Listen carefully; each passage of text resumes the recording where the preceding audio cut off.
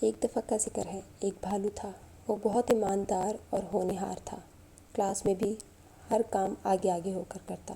ایک دفعہ اس کی استانی نے کچھ الفاظ دیے اور کہا کہ اس بارے میں سوچ کر آئے۔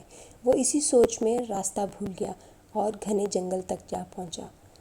وہاں اسے کوئی نظر نہ آیا۔ اس نے آواز لگائی، کوئی ہے؟ میری مدد کرو، کوئی ہے؟ بھالو کی آواز سن کر ایک خرگوش وہاں آ گیا اور پوچھا، تم یہاں کیسے؟ یہاں تو جادوگرنی رہتی ہے اور ہمیں یہاں سے فوراً بھاگنا ہوگا۔ بھالو نے اسے جواب دیا، میں راستہ بھول گیا ہوں، کیا تم مجھے یہاں سے باہر نکال سکتے ہو؟ کیا تم میری مدد کر سکتے ہو؟ ابھی وہ یہ بات کر ہی رہے تھے کہ وہاں جادوگرنی آ گئی۔ جادوگرنی ان کی آواز سن کر بہت غصے میں آ گئی۔ جادوگرنی ان کے قریب آئی اور بولی، تم دونوں یہاں کیا کر رہے ہو؟ یہاں جو بھی آتا ہے واپس نہیں جاتا اور اب تم دونوں بھی یہیں رہو گے۔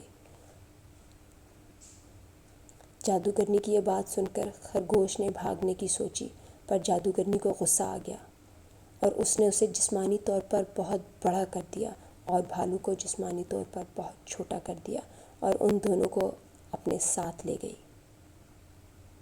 جادوگرنی نے کہا، تم دونوں ایک ہی صورت میں واپس جا سکتے ہو، جو تمہارے پاس علم ہے وہ مجھے سکھاؤ۔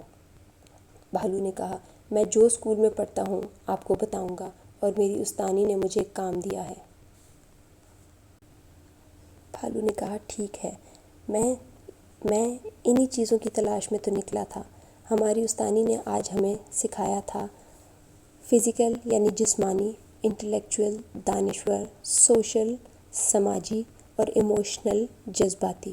یہی الفاظ ڈھونڈتے ڈھونڈتے میں یہاں جنگل تک آ گیا تھا اور اس کہانی سے بھی ہمیں یہی سبق ملتا ہے۔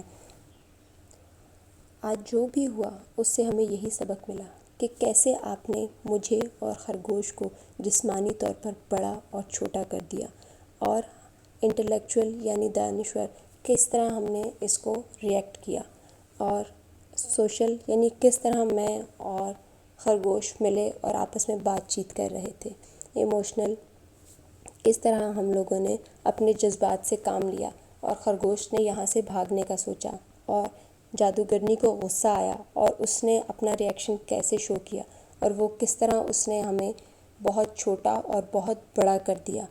آج کی ہماری کہانی کے موضوع بھی یہ چاروں الفاظ تھے، جسمانی، دانشور، سماجی اور جذباتی۔ انہی کو ہم انگلش میں دیکھیں تو فزیکل، انٹلیکچوئل، سوشل اور ایموشنل۔ تعلیم حاصل کرنے کے بعد جادوگرنی نے اپنا وعدہ پورا کیا اور بھالو اور خرگوش دونوں کو رہا کرنے کا سوچا۔ اب بھالو اور خرگوش رہا ہو گئے، پر وہ بہت خوش تھے کہ انہوں نے علم کو پھیلایا، اور بھالو اس لیے بھی خوش تھا کہ اس کی استانی نے اسے جو کام دیا اس نے وہ پورا کیا۔